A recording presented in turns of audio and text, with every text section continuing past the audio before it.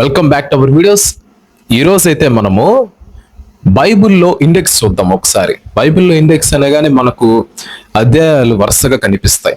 అసలు ఎన్ని అధ్యాయాలు మనకు ఉండేది? టోటల్గా ఎన్ని పుస్తకాలు? 66 పుస్తకాలు ఉంటాయి మనకు బైబిల్లో.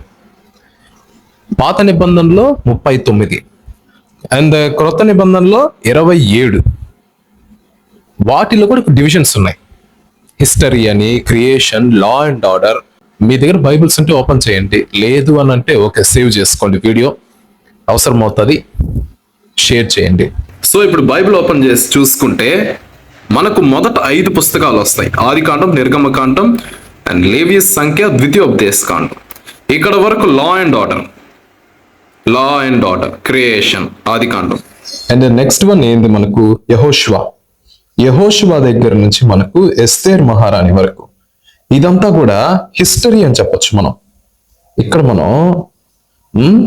హిస్టరీ అని రాసుకోవచ్చు, ఇక్కడ వరకు అనమాట. అండ్ దీని తర్వాత మనకి ఏమొచ్చిందంటే యోబు, కీర్తనలు, సామెతలు.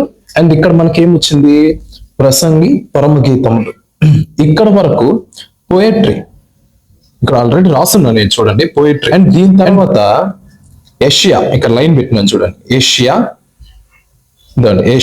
ఇర్మియా, విలాప వాక్యాలు, యెహెజ్కేలు, దానియేలు. ఇక్కడ వరకు మనకు బిగ్ ప్రాఫిట్స్.